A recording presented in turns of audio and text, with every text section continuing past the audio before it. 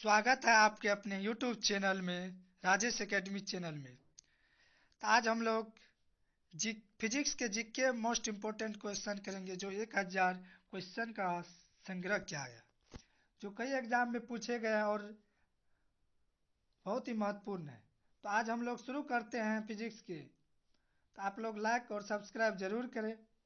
तो पहला क्वेश्चन है, डेसिबल किसे नापने के लिए प्रयोग में लाया जाता है? डेसिबल जो है किसे नापने के लिए प्रयोग में लाया जाता है?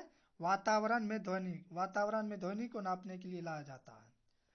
तो अगला क्वेश्चन है, एम्पियर क्या नापने की इकाई है? एम्पियर जो है क्या नापने की इकाई है? करंट नापने की इकाई है। क्या है? करंट नापने की इकाई है। अगला क्वेश्चन है, यंग प्रत्यास्थता गुणांक का एसआई मात्रक क्या है? यंग प्रत्यास्था गुणांक का एसआई मात्रक क्या है? न्यूटन पर वर्ग मीटर है। क्या है? न्यूटन पर वर्ग मीटर। अगला क्वेश्चन है, मात्रकों की अंतरराष्ट्रीय पद्धति कब लागू की गई है? कब लागू की गई है? 1971 ईस्वी में लागू की गई है।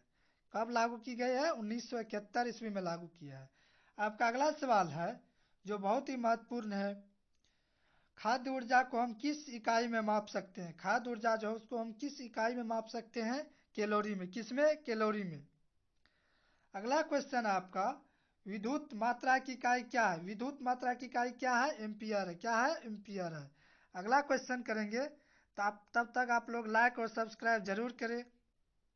लाइक और सब्सक्राइब करना ना भूलें आप लोग। एसआई पद्धति में लेंस की शक्ति की इकाई क्या है? एसआई पद्धति में लेंस की शक्ति की इकाई डायोप्टर है। क्या है? डायोप्टर है। अगला क्वेश्चन है, कैंडेला मात्रक है। कैंडेला किसका मात्रक है? ज्योति तीव्रता का मात्रक है। किसका है? ज्योति तीव्रता का मात्रक है। अगला क्वेश्चन करेंगे हम लोग, जूल इकाई है। जूल किसकी इकाई है? ऊर्जा की इकाई है। किसकी है? ऊर्जा की इकाई है। अगला क्वेश्चन करेंगे हम लोग, जो बहुत ही महत्वपूर्ण है, ल्यूमेन किसका मात्रक है? ल्यूमेन किसका मात्रक है? ज्योति फ्लक्स का। किसका है? ज्योति फ्लक्स का। अगला क्वेश्चन है, क्यूरी किसकी इकाई का नाम है? क्यूरी जो है किसकी इकाई का नाम है? रेडियो एक्टिव धर्मिता का। किसका? रेडियो एक्टिव धर्मिता का है। अगला क्वेश्चन करेंगे हम लोग, दाब का मात्रक है। दाब का क्या मात्रक है? दाब का मात्रक है पास्कल। क्या है? पास्कल। लाइक और सब्सक्राइब जरूर करें आप लोग। और अब हम लोग नेक्स्ट क्वेश्चन करेंगे, कार्य का मात्रक है। कार्य का क्या मात्रक है? कार्य का मात्रक है जूल। क्या हो जाएगा इसका आंसर? जूल। अगला क्वेश्चन है, प्रकाश वर्ष इकाई है। प्रकाश वर्ष जो है किसकी इकाई है? दूरी की। किसकी है? दूरी की। अगला क्वेश्चन करेंगे हम लोग, नेक्स्ट क्वेश्चन, जड़त्व का माप क्या है? जड़त्व का जो है माप क्या होता है? द्रव्यमान होता है। अब नेक्स्ट क्वेश्चन करेंगे हम, एंगस्ट्रॉम क्या मापता है? एंगस्ट्रॉम जो है वो क्या मापता है? तरंग दैर्घ्य नापता है। क्या नापता है? तरंग दैर्घ्य। अगला क्वेश्चन है आपका, किसने न्यूटन से पूर्व ही बता दिया था कि सभी वस्तुएं पृथ्वी की ओर गुरुत्वाकर्षण होती है? फिर से सुनिए क्वेश्चन को, किसने न्यूटन से पूर्व ही बता दिया था कि सभी वस्तुएं पृथ्वी की ओर गुरुत्वाकर्षण होती है? इसका उत्तर क्या हो जाएगा? इसका उत्तर हो जाएगा ब्रह्मगुप्त। क्या होगा? ब्रह्मगुप्त। अब अगला क्वेश्चन है आपका, जो बहुत महत्वपूर्ण है, यदि एक पेंडुलम से दोलन करने वाली घड़ी को पृथ्वी से चंद्रमा पर ले जाए तो घड़ी होगी, घड़ी क्या होगी? घड़ी सुस्त होगी। क्या होगी? घड़ी सुस्त होगी। अगला क्वेश्चन है, प्रकाश वोल्टीय सेल के प्रयोग से सौर ऊर्जा का रूपांतरण करने से किसका उत्पादन होता है? फिर से क्वेश्चन पढ़ी, प्रकाश वोल्टीय सेल के प्रयोग से सौर ऊर्जा का रूपांतरण करने से किसका उत्पादन होता है? प्रकाशीय ऊर्जा का। किसका? प्रकाशीय ऊर्जा का। अगला क्वेश्चन है, जब हम रबर के गद्दे वाली सीट पर बैठते हैं या गद्दे पर लेटते हैं तो उसका आकार परिवर्तित जाता है, ऐसे पदार्थ में पाई जाती है। इसे पदार्थ में क्या पाई जाती है? स्थितिज ऊर्जा पाई जाती है। क्या पाई जाती है? स्थितिज ऊर्जा। अब अगला क्वेश्चन है, उत्प्लावकता से संबंधित वैज्ञानिक। उत्प्लावकता से संबंधित वैज्ञानिक कौन सा है? आर्किमिडीज। क्या है? आर्किमिडीज। अब अगला क्वेश्चन करेंगे हम लोग, द्रव में आंशिक या पूर्णतः डूबे हुए किसी ठोस द्वारा प्राप्त उछाल की मात्रा निर्भर करती है। किस पे निर्भर करती है? ठोस द्वारा हटाए गए द्रव की मात्रा पर। किस पर? ठोस द्वारा हटाए गए द्रव की मात्रा पर। अब नेक्स्ट क्वेश्चन हम लोग करेंगे, नेक्स्ट क्वेश्चन है, जल पृष्ठ पर लोहे के टुकड़े के न तैरने का कारण है। जल पृष्ठ पर लोहे के टुकड़े के न तैरने का कारण क्या है? लोहे द्वारा विस्थापित जल का भार लोहे के भार से कम होता है। क्या होता है? लोहे के भार से कम होता है। अगला क्वेश्चन है, वेग संवेग और कोणीय वेग कैसी है? वेग संवेग और कोणीय वेग कैसी है? ये सदिश राशि है। कैसी है? सदिश राशि है। तो प्लीज आप लोग सब्सक्राइब जरूर करें, सब्सक्राइब जरूर करें और लाइक भी करें, कमेंट भी करें और शेयर भी करें। अब हम लोग नेक्स्ट क्वेश्चन पे चलते हैं। अगला क्वेश्चन है, किसी पिंड के उस गुणधर्म को क्या कहते हैं जिससे वह सीधी रेखा में विराम या एक समान गति की स्थिति में किसी भी परिवर्तन का विरोध करता है? क्या करता है? विरोध करता है। इसका उत्तर क्या हो जाएगा? इसका उत्तर हो जाएगा जड़त्व। क्या हो जाएगा? जड़त्व। अगला क्वेश्चन करते हैं हम लोग, न्यूटन के पहले नियम को क्या कहते हैं? न्यूटन के जो पहले नियम दिए, न्यूटन साहब जो दिए थे पहले नियम, उसको क्या कहते हैं? उसको जड़त्व का नियम कहते हैं। क्या कहते हैं? जड़त्व का नियम कहते हैं। अगला क्वेश्चन हम लोग करेंगे, पार्सेक इकाई है। पार्सेक किसकी इकाई है? दूरी की इकाई। किसकी है? दूरी की इकाई है। अगला क्वेश्चन हम लोग करेंगे, वायुमंडल के बादलों के तैरने का कारण है। वायुमंडल के बादलों के तैरने का क्या कारण है? घनत्व है। क्या है? घनत्व है। अगला क्वेश्चन आपका, समुद्र में प्लवन करते आइसबर्ग का कितना भाग समुद्र की सतह से ऊपर रहता है? समुद्र की सतह से ऊपर रहता है 1/10। कितना आंसर हो जाएगा इसका? 1/10। अब नेक्स्ट क्वेश्चन पे चलते हम लोग। नेक्स्ट क्वेश्चन है, जब कोई नाव नदी से समुद्र में प्रवेश करती है तो इसका उत्तर क्या हो जाएगा? थोड़ी ऊपर की ओर उठ जाती है। क्या होती है? थोड़ी ऊपर की ओर उठ जाती है। अब नेक्स्ट क्वेश्चन है, पानी का घनत्व अधिकतम होता है। पानी का घनत्व जो अधिकतम कितना डिग्री पे होता है? 4 डिग्री सेल्सियस पे होता है। कितना? 4 डिग्री सेल्सियस पर होता है। अब का अगला सवाल है, वस्तु की मात्रा बदलने पर अपरिवर्तित रहेगा। क्या रहेगा? अपरिवर्तित। घनत्व रहेगा, अपरिवर्तित रहता है। अब अगला क्वेश्चन करेंगे, तैराक को नदी के मुकाबले समुद्र पानी में तैरना आसान क्यों लगता है? तैराक को नदी के मुकाबले समुद्र पानी में तैरना आसान क्यों लगता है? क्योंकि समुद्र पानी का घनत्व साधारण पानी से ज्यादा होता है। क्या होता है? समुद्र पानी का घनत्व साधारण पानी से ज्यादा होता है।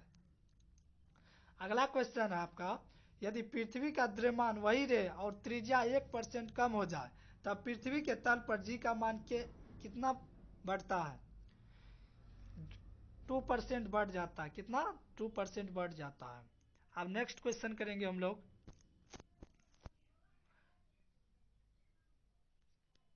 नेक्स्ट क्वेश्चन है, ऊंचाई की जगहों पर पानी 100 डिग्री सेल्सियस के नीचे के तापमान पर क्यों उबलता है?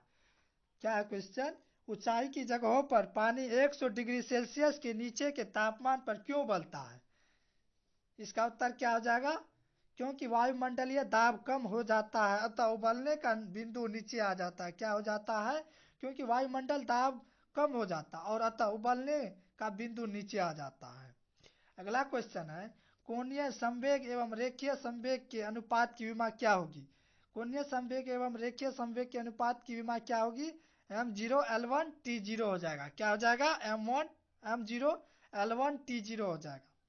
अगला क्वेश्चन है जो बहुत ही महत्वपूर्ण है, वेरी वेरी इंपॉर्टेंट है, बर्नौली प्रमेय आधारित है। बर्नौली प्रमेय जो किस पर आधारित है? ऊर्जा संरक्षण पर आधारित। किस पे? ऊर्जा संरक्षण पर।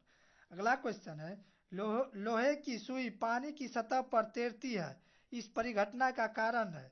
क्या है? पृष्ठ तनाव। लोहे की सुई पानी की सतह पर तैरती, इस परिघटना का क्या कारण है? पृष्ठ तनाव का कारण है।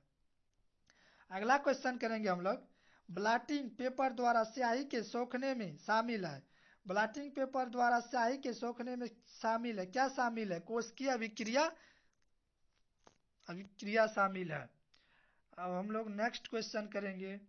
नेक्स्ट क्वेश्चन आपका, यदि हम भूमध्य रेखा से ध्रुवों की ओर जाते हैं तो जी का मान क्या होता है? बढ़ता है। जी का मान क्या होता है? बढ़ता है। अगला क्वेश्चन आपका, शरीर का वजन किस पे अधिकतम होता है? शरीर का वजन जो है ध्रुवों पर अधिकतम होता है। किस पर? ध्रुवों पर अधिकतम होता है। अगला सवाल आपका, एक अंतरिक्ष यात्री पृथ्वी तल की तुलना में चंद्र तल पर अधिक ऊंची छलांग लगा सकता है, क्योंकि चंद्र तल पर गुरुत्वाकर्षण बल पृथ्वी तल की तुलना में अल्प होता है। क्या था? अल्प होता है। अगला क्वेश्चन आपका, जब एक पत्थर को चांद की सतह से पृथ्वी पर लाया जाता है तो इसका भार बदल जाएगा, परंतु द्रव्यमान नहीं बदलेगा। अगला क्वेश्चन आपका, किसी लिफ्ट में बैठे हुए व्यक्ति को अपना भार कब अधिक मालूम पड़ता है? किसी लिफ्ट में बैठे हुए व्यक्ति को अपना भार कब अधिक मालूम पड़ता है? जब लिफ्ट त्वरित गति से ऊपर जा रही हो। जब लिफ्ट त्वरित गति से ऊपर जा रही हो। आपका अगला सवाल है आपका, एक व्यक्ति पूर्णतः चिकने बर्फ के क्षैतिज समतल के मध्य में विराम स्थिति में है। न्यूटन के किन नियमों का उपयोग करके वो अपने आप को तट तक ले जा सकता है? कौन सा नियम होगा? तीसरा गति का नियम होगा। गति के तीसरे नियम से। अगला क्वेश्चन आपका, 20 किलोग्राम के वजन को जमीन के ऊपर 1 मीटर की ऊंचाई पर पकड़े रखने के लिए क्या किया गया कार्य है? क्या है? शून्य जल। इसका क्या हो जाएगा उत्तर? शून्य जल। अगला क्वेश्चन आपका, एक व्यक्ति एक दीवार को धक्का देता है पर उसे विस्थापित करने में असफल रहता है तो वह करता है? कोई भी कार्य नहीं करता। क्या करता है? कोई भी कार्य नहीं करता है। पहाड़ी पर चढ़ता एक व्यक्ति आगे की ओर झुक जाता है, क्योंकि इसका उत्तर क्या होगा? शक्ति संरक्षण हेतु। क्या हो जाएगा? शक्ति संरक्षण हेतु। आपका अगला सवाल है पीसा की ऐतिहासिक मीनार तिरछी होते हुए भी नहीं गिरती है, क्योंकि इसके गुरुत्व केंद्र से जाने वाली ऊर्ध्वाधर रेखा आधार से होकर गुजरती है। अगला क्वेश्चन आपका, एक ऊंची इमारत से एक गेंद 9.8 मीटर प्रति सेकेंड स्क्वायर के एक समान त्वरण के साथ गिराई जाती है तो 3 सेकेंड के बाद उसका वेग क्या हो जाएगा? उसका वेग हो जाएगा 29.4 मीटर पर सेकेंड। क्या हो जाएगा? 29.4 मीटर पर सेकेंड हो जाएगा। अगला क्वेश्चन है आपका, एक वस्तु का द्रव्यमान 100 केजी है, गुरुत्व जनित जी बराबर 10 मीटर पर सेकेंड है, तो अगर चंद्रमा पर गुरुत्व जनित त्वरण g/6 है तो द्रव्यमान में वस्तु का द्रव्यमान होगा। वस्तु का द्रव्यमान क्या होगा? 100 केजी हो जाएगा। आपका अगला सवाल है जो बहुत ही महत्वपूर्ण है, पावर शक्ति, पावर यानी पावर जिसको शक्ति कहते हैं, का एसआई मात्रक वाट किसके समतुल्य है? किलोग्राम -2 से -3 है। आपका अगला सवाल हो जाएगा जो बहुत ही महत्वपूर्ण है। अगला सवाल है आपका, एक केस नली में जल की अपेक्षा एक तरल अधिक ऊंचाई तक चढ़ता है, इसका कारण क्या हो जाएगा? तरल का पृष्ठ तनाव जल की अपेक्षा अधिक है। क्या है? तरल का पृष्ठ तनाव जल की अपेक्षा अधिक है। अगला क्वेश्चन आपका, भारहीनता की अवस्था में एक मोमबत्ती की ज्वाला का आकार है। भारहीनता की अवस्था में एक मोमबत्ती की ज्वाला का आकार क्या है? वही रहेगा। क्या रहेगा? वही रहेगा। गुरुत्वाकर्षण के सार्वभौमिक नियम का प्रतिपादन किसने किया? गुरुत्वाकर्षण के जो सार्वभौमिक नियम का प्रतिपादन किसने किया था? न्यूटन ने किया था। अगला क्वेश्चन आपका, ऊर्जा संरक्षण का आशय है कि ऊर्जा का न तो सृजन होता है और न ही विनाश होता है, यानी न ही नष्ट होता है। अगला क्वेश्चन आपका, पास्कल इकाई है। पास्कल किसकी इकाई है? तापमान की। किसकी? तापमान की। आपका अगला सवाल है 1 kg पर सेंटीमीटर स्क्वायर दाब समतुल्य है 0.1 बार के। अगला क्वेश्चन है, क्यूसेक से क्या मापा जाता है? क्यूसेक से क्या मापा जाता है? जल का बहाव मापा जाता है। अगला क्वेश्चन है, किसी पिंड का भार ध्रुवों पर सर्वाधिक होता है। किस पे सर्वाधिक होता है? ध्रुवों पर सर्वाधिक होता है। अगला क्वेश्चन आपका, एक लिफ्ट में किसी व्यक्ति का प्रत्यक्ष भार वास्तविक भार से कम होता है। क्या होता है? वास्तविक भार से कम होता है। जब लिफ्ट जा रही हो तब त्वरण के साथ नीचे आती। क्या आती है? त्वरण के साथ नीचे। अगला क्वेश्चन आपका, कौन सी ऊंचाई भू स्थिर उपग्रहों की है? 36,000 किलोमीटर इसका उत्तर हो जाएगा। अगला क्वेश्चन आपका, महान वैज्ञानिक आर्किमिडीज किस देश से संबंधित थे? आर्किमिडीज महान वैज्ञानिक वो कहाँ से, किस देश से थे? ग्रीस से। अगला सवाल है आपका, अगला सवाल है, किसी कालीन की सफाई के लिए यदि उसे छड़ी से पीटा जाए तो उसमें कौन सा नियम लागू होता है?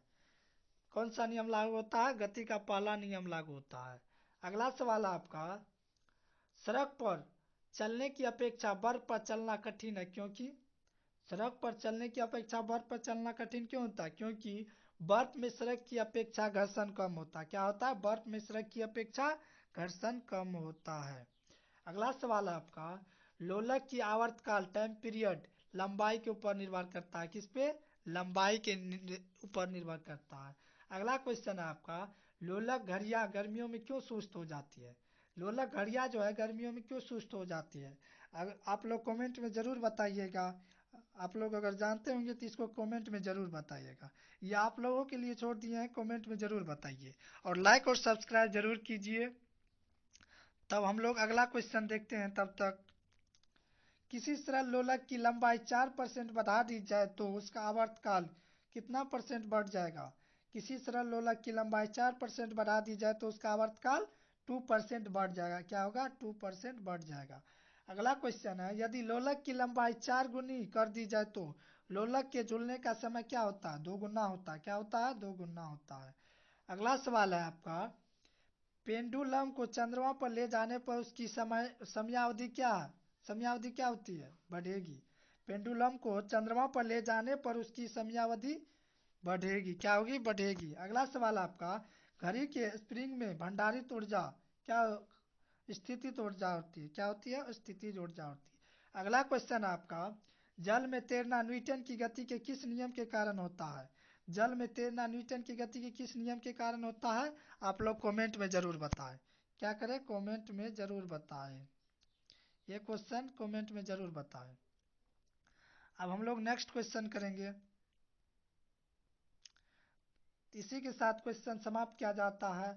हम नेक्स्ट वीडियो में आप करेंगे। अगर पिछला वीडियो आप लोग नहीं देखेंगे तो जरूर देख लीजिएगा। क्या कीजिएगा? पिछला नेक्स्ट वीडियो जरूर देख लीजिएगा और लाइक और सब्सक्राइब करना ना भूलिएगा, ताकि आपको नोटिफिकेशन आता रहे। हम जो भी वीडियो डालें तो आप तक पहुंच जाए नोटिफिकेशन जल्द। अब हम लोग नेक्स्ट वीडियो में मिलेंगे नेक्स्ट टॉपिक के साथ।